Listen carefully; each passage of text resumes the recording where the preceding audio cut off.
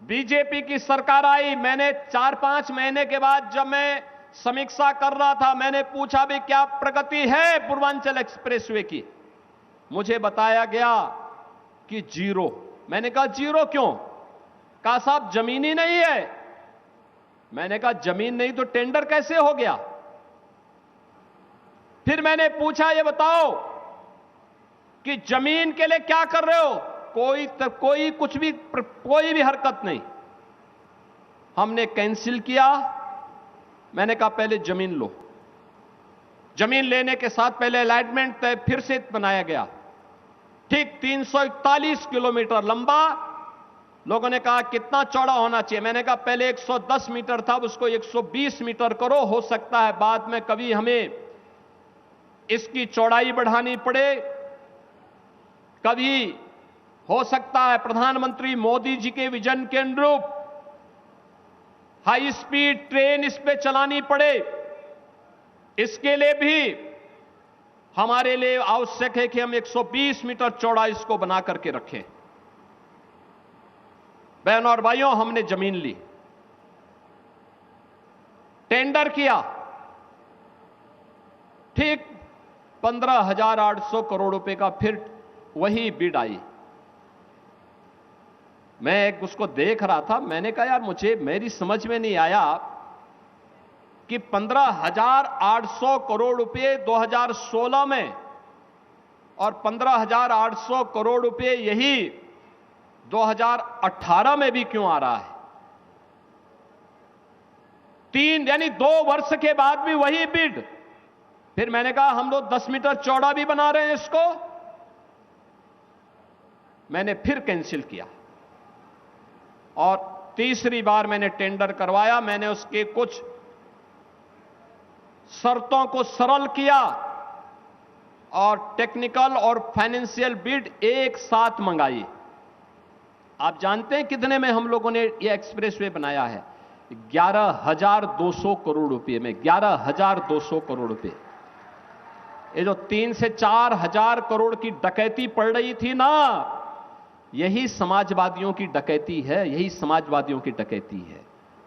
और इसी डकैती को रोका है डबल इंजन की सरकार। और इसीलिए तो समाजवादी पार्टी को बुरा लग रहा है कि उनकी डकैती को पूरी तरह रोकने का काम ये डबल इंजन की सरकार कर रही है। इसलिए छटपटाहट है। उसी छटपटाहट में जब इनको कुछ नहीं मिला तो जन आस्था के साथ खिलवाड़ कर रहे हैं, राम भक्तों पर आक्षेप कर रहे हैं, अयोध्या धाम को बदनाम कर रहे हैं। दिल्ली से भी एक सज्जन वहां आए हैं आज, और मैं उनसे भी कहना चाहूंगा कि दिल्ली की जनता ने उन्हें 15 वर्ष तक अवसर दिया, लेकिन दिल्ली को उन्होंने बर्बादी के सिवाय कुछ नहीं दिया, भ्रष्टाचार के सिवाय कुछ नहीं दिया। आज मैं उनसे पूछना चाहूंगा, अयोध्या को डबल इंजन सरकार ने 9 वर्ष में जो सजाया है, जो संवारा है, देखिए इस मॉडल को और फिर अपने कारनामों पर पश्चाताप करो कि अगर यही न्याय जो अयोध्या के साथ डबल इंजन की बीजेपी की सरकार ने किया है, अगर यही न्याय आम आदमी पार्टी दिल्ली के साथ करती, दिल्ली भी ऐसी ही चमकती जैसे आज अयोध्या धाम चमक रहा है। चारों ओर में 4 लेन की कनेक्टिविटी, इंटरनेशनल एयरपोर्ट, अयोध्या धाम में आप जाएंगे, यात्री विश्रामालय जो बने हैं वे निषाद राज के नाम पर, क्योंकि भगवान राम जब वन में जा रहे थे सबसे पहला विश्राम उन्होंने किया था निषाद राज के यहां किया था। वन में गए थे 14 वर्ष के वनवास के उस कालखंड के दौरान भगवान राम ने माता सबरी के बेर खाए थे, इसलिए रसोई अयोध्या धाम में बन रही है माता सबरी के नाम पर।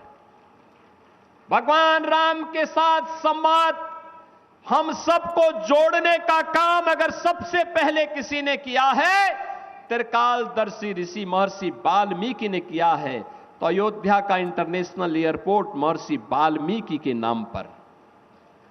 बहन और भाइयों, ये डबल इंजन की सरकार यही कार्य करती है। मोदी जी का मार्गदर्शन है, उनका नेतृत्व है, और डबल इंजन की स्पीड के साथ, फर्राटे के साथ विकास के कार्य जब आगे बढ़ते हैं तो क्या देवरिया, क्या कुशीनगर, क्या बलिया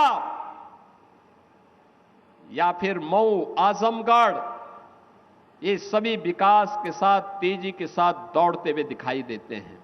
आज कोई क्षेत्र ये नहीं कह सकता कि हमारे पास सड़क नहीं आई। एक एक विधायक से पूछ पूछ करके प्रस्ताव मांगते हैं कि भैया लाओ, आपके यहां कौन सा काम होना है, बताओ कौन सा पुल है। जब साका ने और कमलेश जी ने मुझे कहा कि मोहन सेतु सपा के पाप के कारण नहीं बन पा रहा है, हमने कहा चिंता मत करो, इनके पाप को तो जनता ने ही इनके पाप की सजा दे दी है।